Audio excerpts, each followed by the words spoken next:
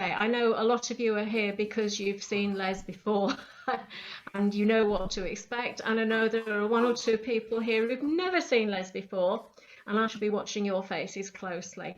So delighted, absolutely delighted to have Les Barker with us this evening. Hello.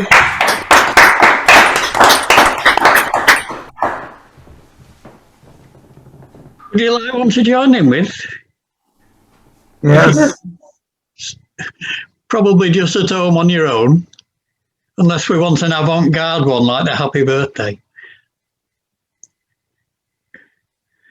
Arnold was an armadillo, and oh so in need of romance. And it chanced that one Saturday evening, Arnold went out to a dance. The moment he walked in the room, he saw her as if he had known she'd be there at the side of the stage. All he wanted, all in black, all alone. She was there, she was his, dressed to kill. Oh, if only his glasses were cleaner. For he was an armadillo, and she was a concertina. He struggled to make conversation. He leapfrogged from topic to topic. If only she'd say something back. If only he wasn't myopic. Bright silver buttons in rows, from head down to toes in black leather. Could this beauty love him? Here goes, poor Arnold thought. It's now or never. He could picture her head on his pillow. He'd loved her the moment he'd seen her. But he was an armadillo, and she was a concertina. You can't help but feel for the lad, though, how happy poor Arnold would be if they could make love in the shadows, and no one would see. Alas, what he hoped might have been a sweet secret was soured completely. Sex with a concertina is rarely accomplished discreetly. The dancers stopped stripping the willow. It was oh such a loud misdemeanor, for he was an armadillo, and she was a concertina. Picture love as a kind of concerto. Poor Arnold, his verse was unfinished. For what let everyone there know? A very loud C sharp diminished. Somebody said, look, it's Arnold, and he ran from their scorn and their laughter into the darkness outside, and never returned ever after. Tales of lost love and dreams unfulfilled. Cruel Cupid, you've never been meaner, for he was an armadillo, and she was a concertina.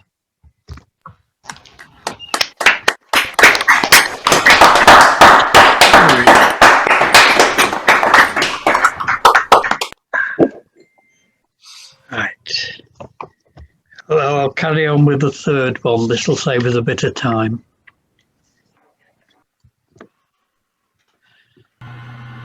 I've got an occasional table. There it is over there. You can tell it's an occasional table. Today's its day off, it's a chair.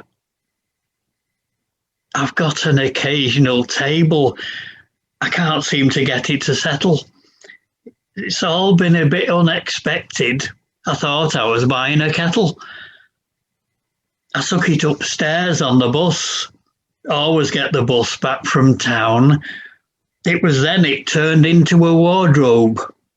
Took 6 of us to get it back down. I've got an occasional table, but some of the time I've not. I always rush me dinner. You never know how long you've got. I think I might have another Excuse the element of doubt. It's the kind of occasional table that's only in when you're out. I thought if I had two, they might breed. I really quite fancy a set, but with them both being occasional, I don't think they've actually met. I've got some occasional tables. I'm never quite sure where they are. I'd quite like to have a settee, but so far they've not gone so far. Sorry. I think therefore I am. All we believe stems from this, except my occasional table, which only occasionally is. Perhaps it's a parallel universe where they all go to live quite a lot, where they called usual tables, and only occasionally not. An infinite number of occasional tables would ensure there was always one there. I've got an occasional table. Look, here it is. It's a chair. That's it.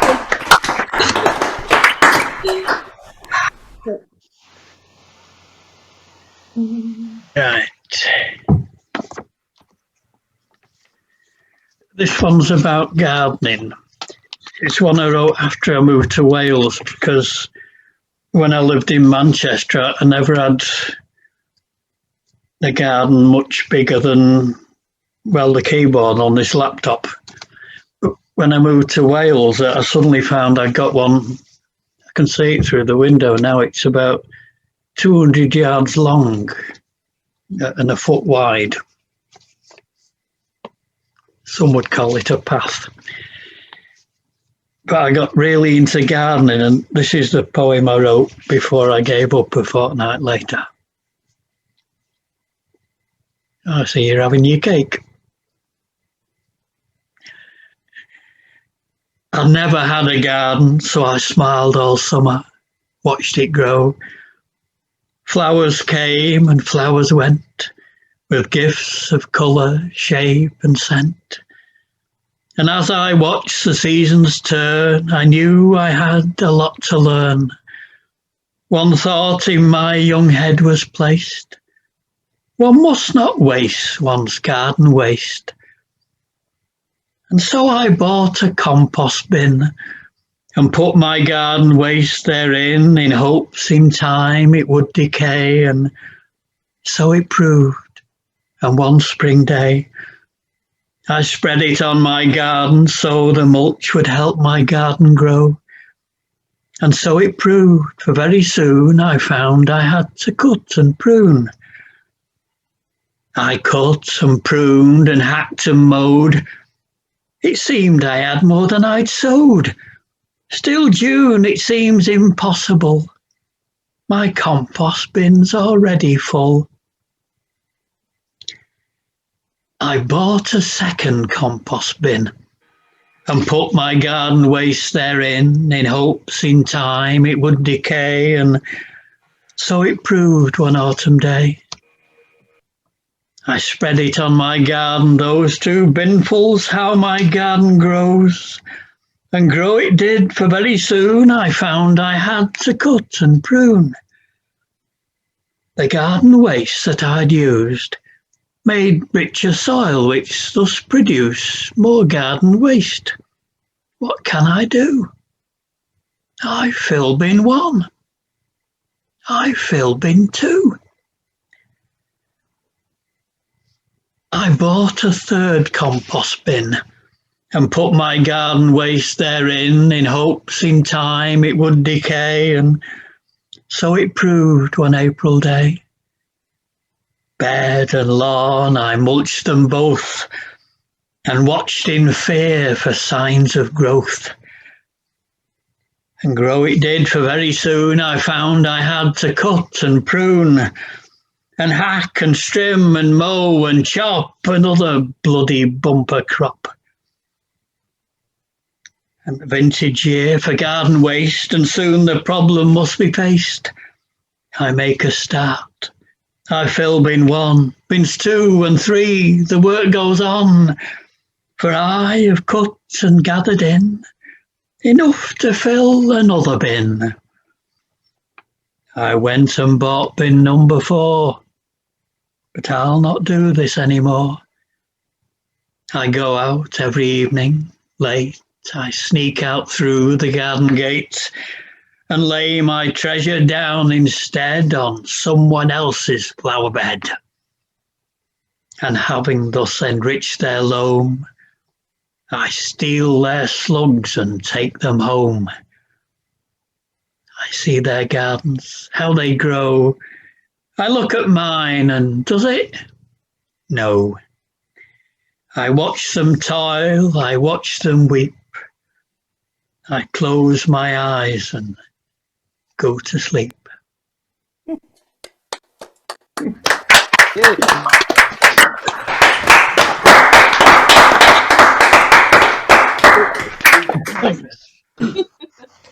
This one's slightly different. During lockdown, I've spent quite a bit of time writing poems every time a politician upsets me. So I've written probably about 80 about Boris so far. But every now and again, Priti Patel upsets me. And this is one of hers. We live beneath the same sun, children of one crowded earth. We're mongrels, every last one, each of us of equal worth. I live on this small island by some accident of fate, and should you sail to my land, should I offer love or hate? Should I accuse the refugee, the soul washed up on shore, of the crime of fleeing poverty, the crime of fleeing war, the crime of desperation and the crime of risking life and limb? How dare they flee to our land? We'll give no home to her or him. They'll be processed, first of all, spend forever and a day, lost in Serco's hallowed halls, before we fly them far away. Is that what you have in mind? You think this will win you my vote? Is this the refuge defined by the long and proud history you quote? If that's your plan, I don't agree. Give them a safe way to arrive, a place to live, a place to be at home, at peace and alive.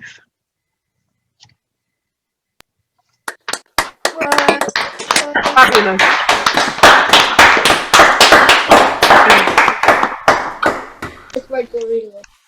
Thank you.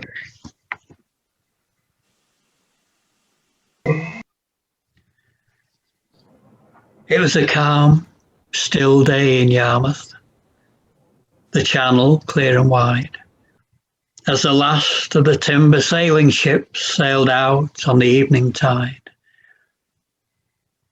They never saw that ship again. They searched when it was light, but that fine old timber vessel sank that clear and peaceful night.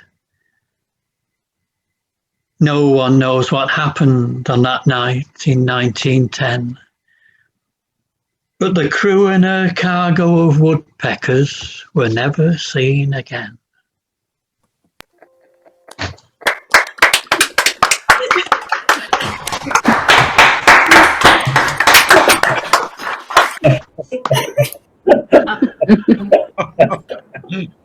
I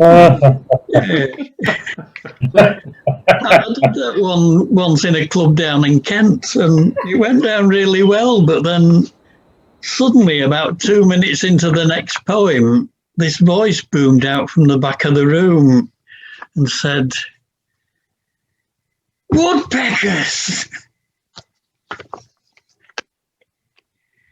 Right, I've had a request to do this one. I'd always wanted a dog. So one day I took in a stray. He didn't want to leave me, and so I called him Stay. I knew it was a mistake. The first time I told Stay to go. "Go, Stay," I said, and I pointed. But did Stay go? No. "Go, Stay," I said, and he started. He was going, and then he was not. He looked at me sad and confused, and two big eyes said, "What?" I threw him a stick. I said, "Fetch Stay." He started and stopped all in one. I never got round to come here, Stay. Stay couldn't come, he'd not gone. He wanted to please, but he couldn't. I spoke, but he just didn't know. So I got him a spaniel for company. I shouldn't have called it Go. I said, "Stay, go," and Go would stay a second, then both Stay and Go were away. I had to shout, "Come here, Stay and Go." They were coming and going all day. I said, "Stay, go and stay." I tried Go, Stay and Go. Nothing seemed to get through. It's not they were both saying no. They were both saying, "Does he mean you?" It's all very well in the park, but what if we stood at the curb? Two lost souls in the dark. Which bloody one's a verb? I've got him a new friend now. I found him, a poor starving wretch. I hope they'll be happy together. Go and Stay, come and meet. Fetch. Fetch. Thank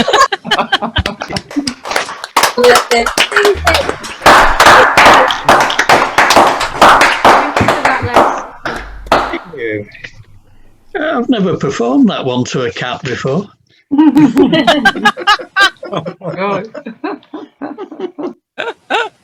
More than one cat. Yeah. Right. This is another one you can join in with quietly at home. Once my soul was filled with anger. No place for peace in me somehow. To me, serene was just a malt loaf. And Zen was just not now. I did this poem in Guildford once, and when I got to serene being a malt loaf, nobody knew what I was talking about. Then I found Shih Tzu.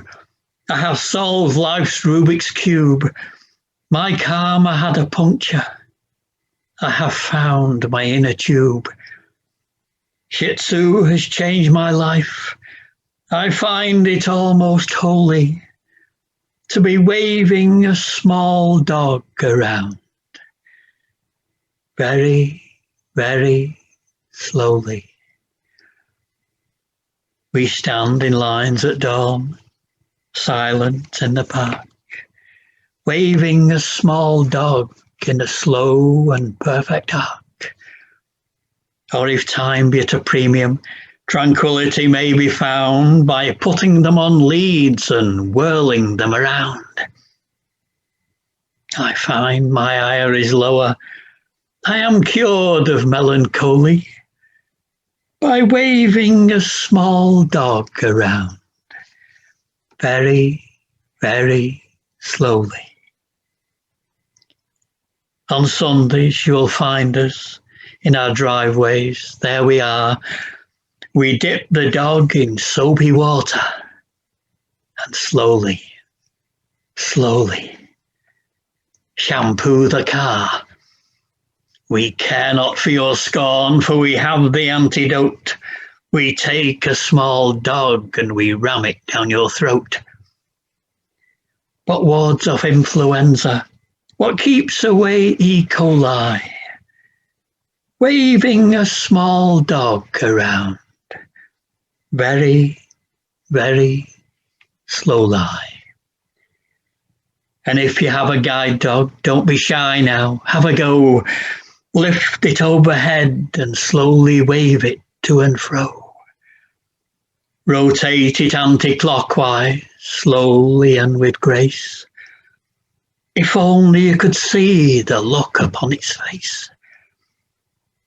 Some of usually made muesli. I will stick to guacamole and waving a small dog around. Very, very slowly. I've been a party to karate, to jiu-jitsu, and I fear the Scandinavian martial art of taekwondo, feng shui, IKEA. Tai Chi may seem to thee to be the way, no, I say nay, and I go on to say to you that they be they who do Shih Tzu and do not know their dog has gone. This beats Kendo, Shinto, Primto, Ludo, Cluedo, Monopoly. I'm waving a small dog around, very, very slowly.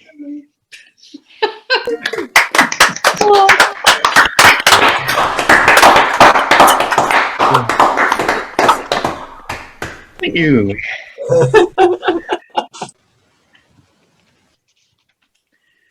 Right, I'll do this one.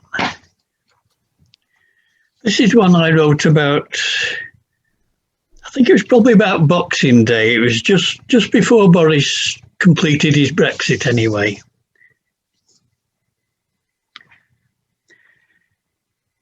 I had everything under control. My world was not off its rails, except for the top half of England, Northern Ireland, Scotland and Wales.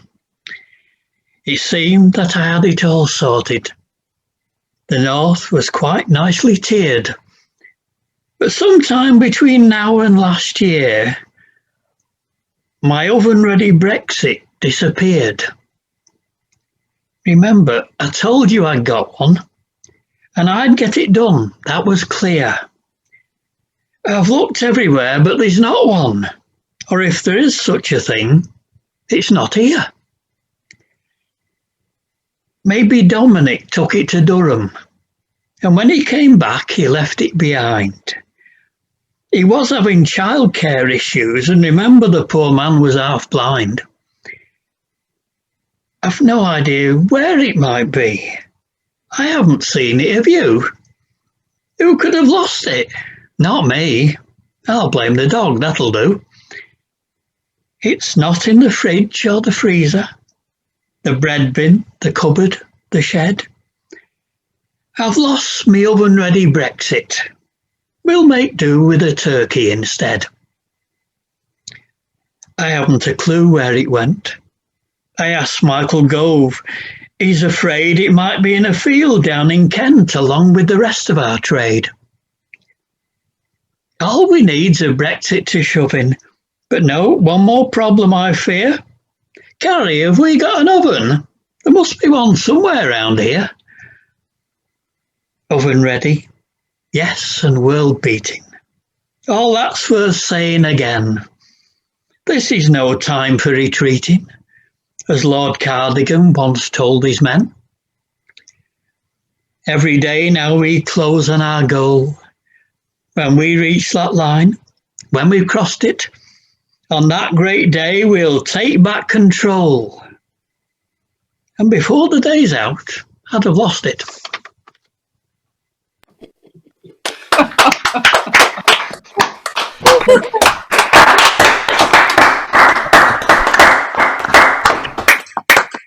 I think I got that more or less right, didn't I? Definitely. Yeah. Long ago in an inflatable land, where the inflatable king and queen rule, an inflatable boy in the village of Elf Town went to inflatable school. At 9 a.m. on the inflatable dot, inflatable lessons begin. Nobody knew the inflatable boy had got an inflatable pin. He kept it concealed in his satchel. No one there knew of their fate till the boy ran amok in the staff room and teachers began to deflate. He then stuck his pin in the building. It was sharp and met little resistance. Just a hiss at the start, then a deafening fart, and the school flew off into the distance. Inflatable boys, but inflatable pins. No inflatable parents get stroppy. The inflatable boy turned the pin on himself, and in no time at all he was floppy. He was saved by a man with a bicycle pump, an inflatable puncture repair kit to boot.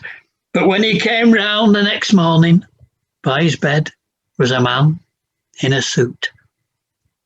Oh, dread, the headmaster, half covered in plaster, alive but not up to full pressure. Not enough PSI, but pure wrath in his eye, filled not with air, but displeasure. Now then, young man, the headmaster began, in the inflatable hospital in Elf Town. You've let your teachers down. You've let your school down. And now you've let yourself down.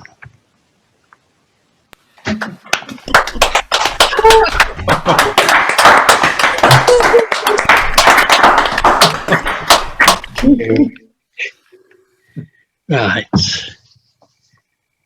Oh, I'll do an old one. You can join in with this one as well if you like. Roll up, cried the ringmaster. See the man on the flying trapeze. The one we've just fitted with elastic. That's him over there in the trees. Where's Cosmo, the fairly accurate knife thrower? The girl with the baby said. Her name was Lucille. They knew Cosmo would know her because she still had a knife in her head. He's back there in the procession, said the ringmaster, pointing to an old, half-timbered Morris.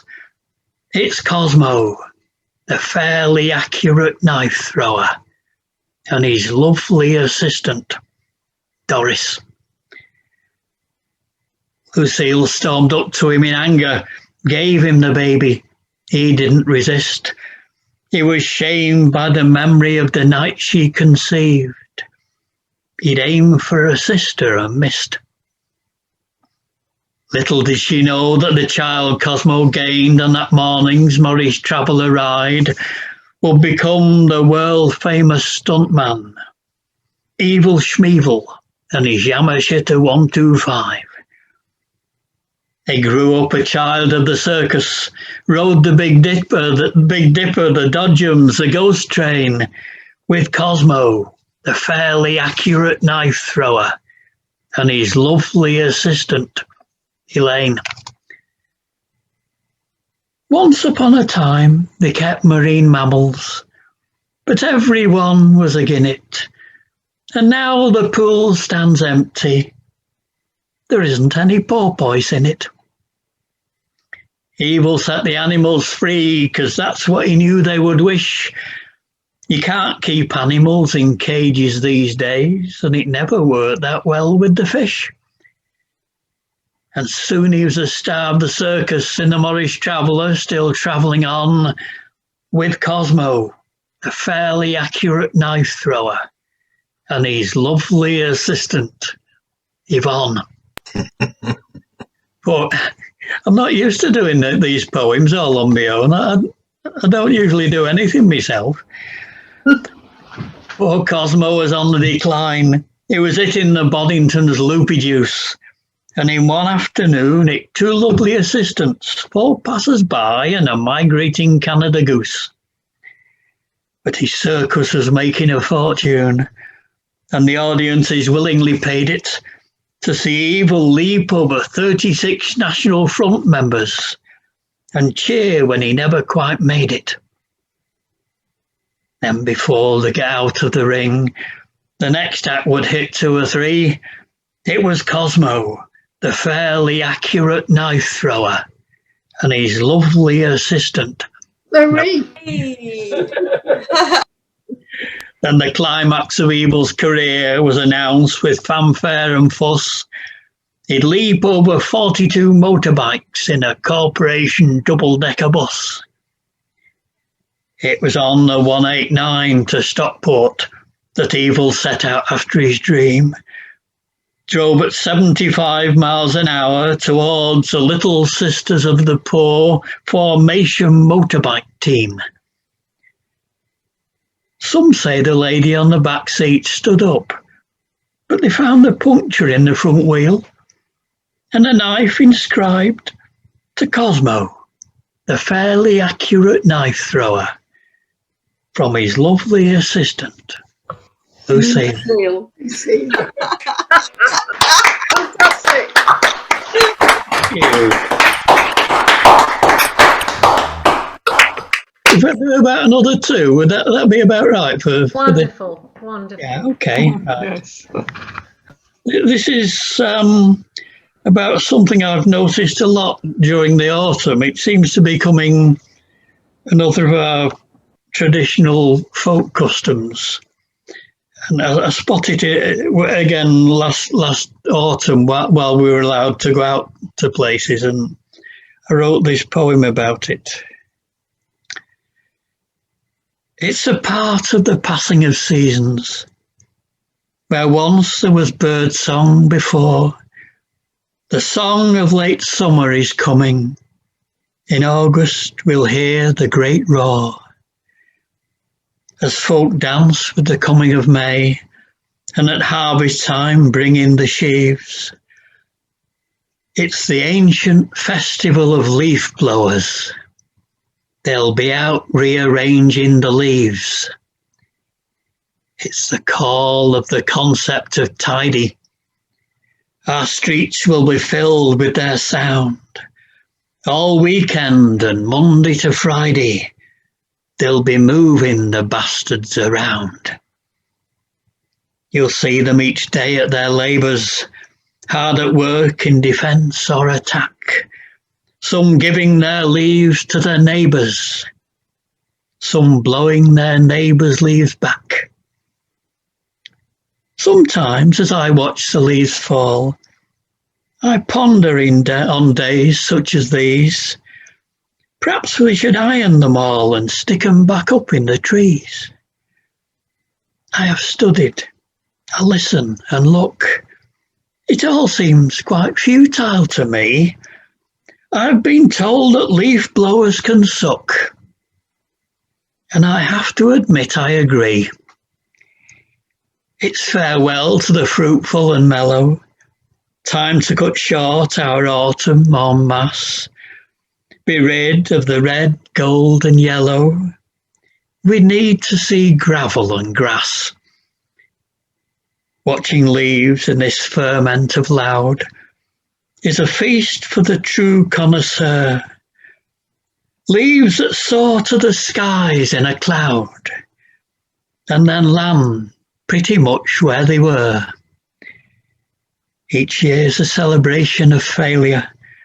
Somehow this is not the solution, as they gather with gear and regalia for the annual redistribution.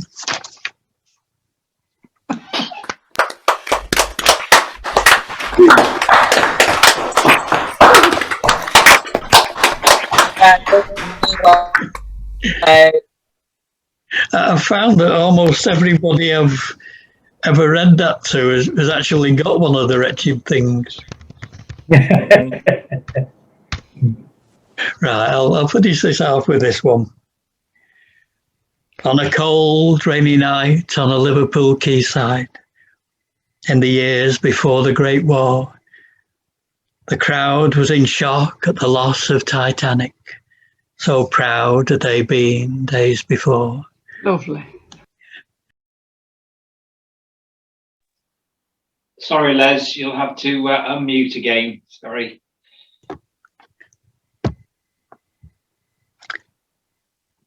On a cold, rainy night on a Liverpool Keysight, in the years before the Great War, the world was in shock at the loss of Titanic. So proud had they been days before. Relatives gathered for news of their loved ones, to read through the list of the dead.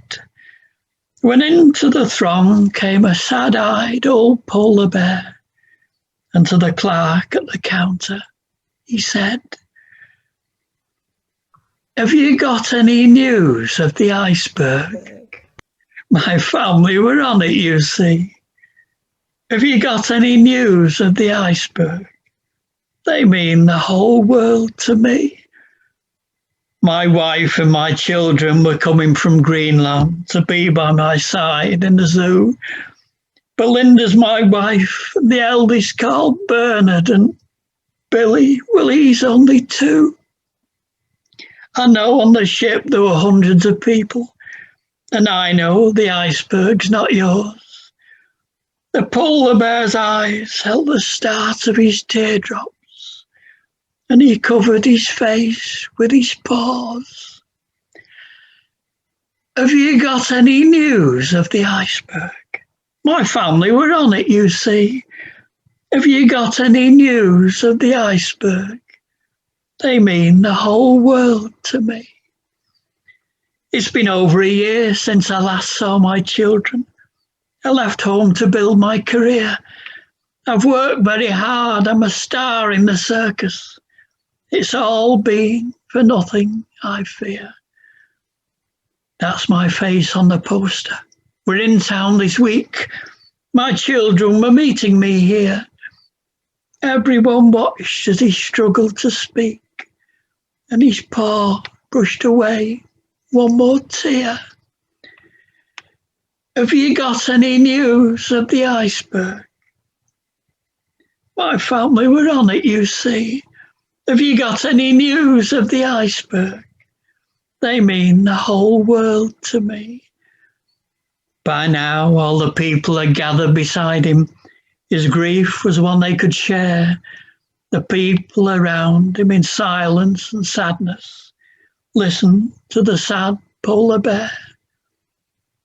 I wanted my children to see me performing, and Belinda, she would have been proud. At last, lost for words and his tears flowing freely, the question was asked by the crowd. "Have you got any news of the iceberg? My family were on it, you see. Have you got any news of the iceberg? They mean the whole world to me." Thank you.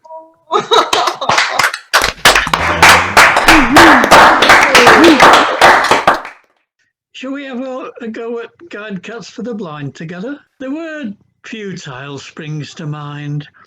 Mission impossible, yes, that's the attempt to harness for mankind the intelligence of cats. You've made a basic error, now let me expound. This master-servant thing's okay, but not that way round. We don't do the faithful subjects. We don't do the daily grind. You should never have attempted this. Guide Cats for the Blind. Give Kitty so much trust and we'll abuse the privilege. You think you're going out? You're opening the Fridge. You think I'm trying to help you? I'm not serving man but mammon.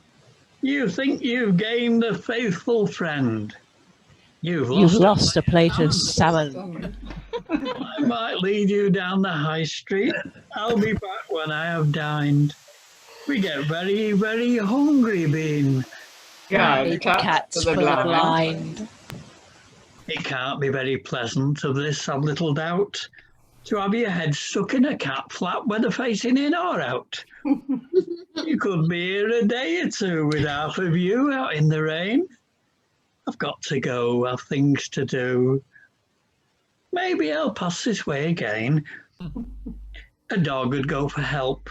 Cats are not that way inclined. Cats have better things to do than being Guide cats for the blind. Some matters I am ignorant, but this I know for certain. The best place for a blind man isn't halfway up a curtain. Why do they have to be up on the roof at 4 a.m? It's the perfect place for me, but what's in it for them? That's where I had to go, and he just tags along behind. I don't know why. Only a fool would follow. Guide cat for the blind. I once met a man called Pavlov. From time to time, he rang a bell. Simple things make humans happy. But I have to say that, well, I found it a disturbance, and poor chap, I think he knew it. And soon he only rang his bell when I wanted him to do it. Did you ask for our assistance? If you did, well, we declined. Here we are, an oxymoron. Guide cats for the blind.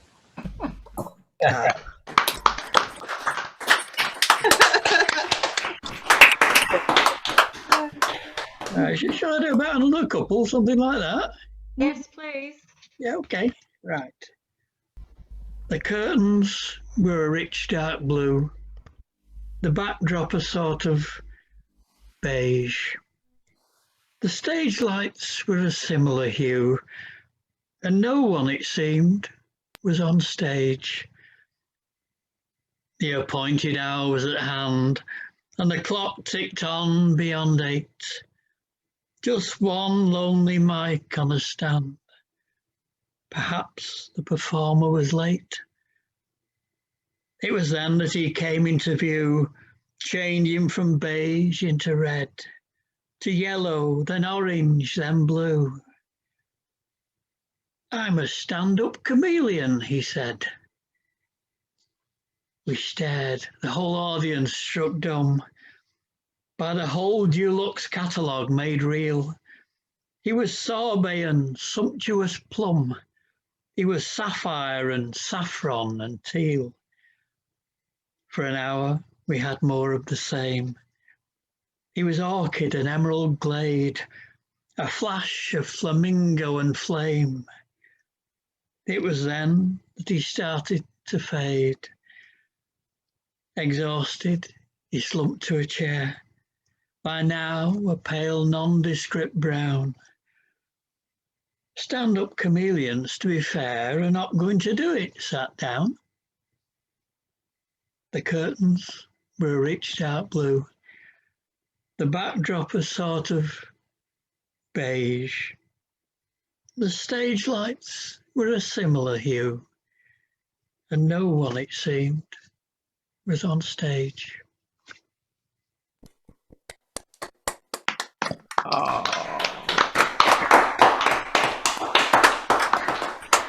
Thank you. I'll finish off with this one. Go placidly amid the noise and haste, and remember what peace there may be in silence. Do not walk behind me, for I may not lead. Do not walk in front, for I may not follow.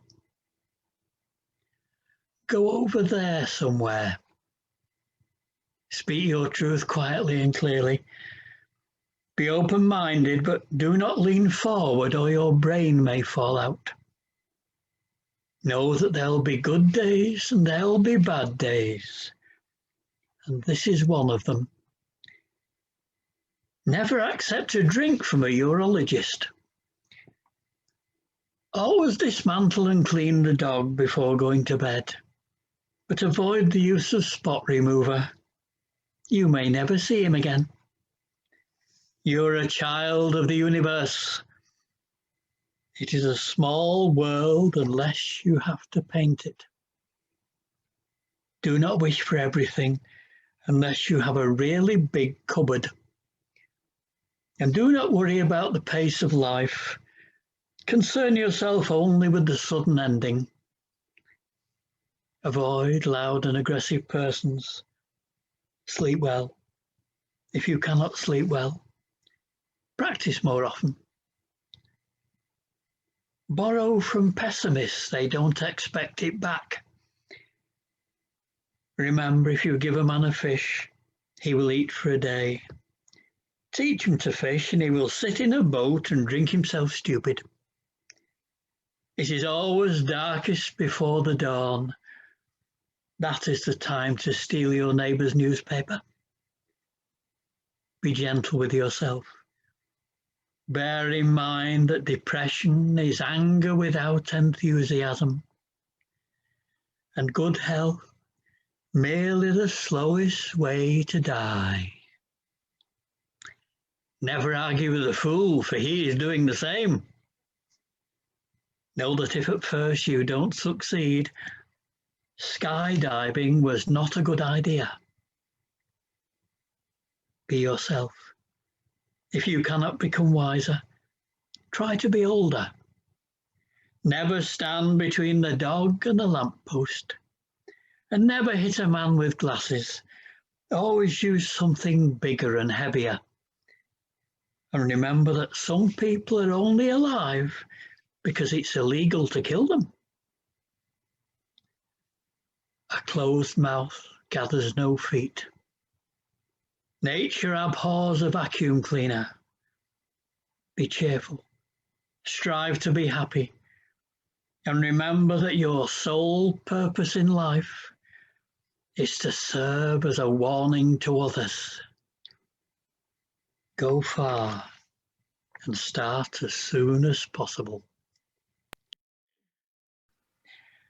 It was a sunny summer Sunday on a cliff top by the sea.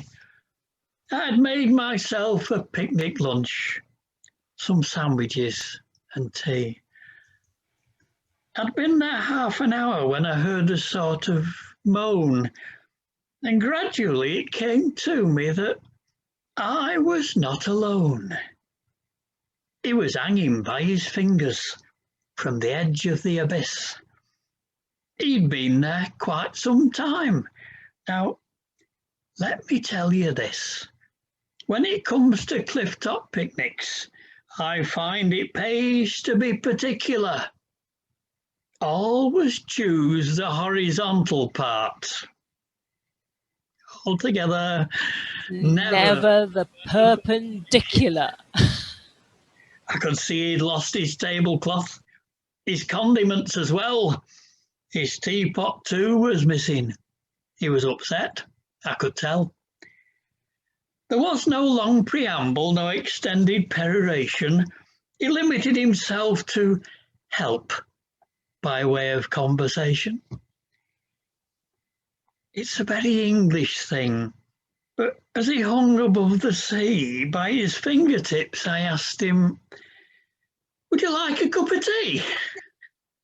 I poured the man a cup, and he was so elated, he took it from me straight away. Perhaps he should have waited. He clung on by his left hand, in his right his cup of tea. His options were quite limited. His fate was up to me. In view of his position, my next move was not a smart one. I said to him, "Do you take milk?" and handed him the carton. I was afraid that he had gone to certain death so far beneath, but as he passed an overhanging branch, he clung on to it with his teeth. In his left hand, still the milk. In his right hand, still the cup. I leaned over the cliff top. I looked down. He looked up. When they asked, was it my fault? I must confess a great unease. I called down, "Do you take sugar?" He looked up and said, "Yes, please." Yes, please. Thank you.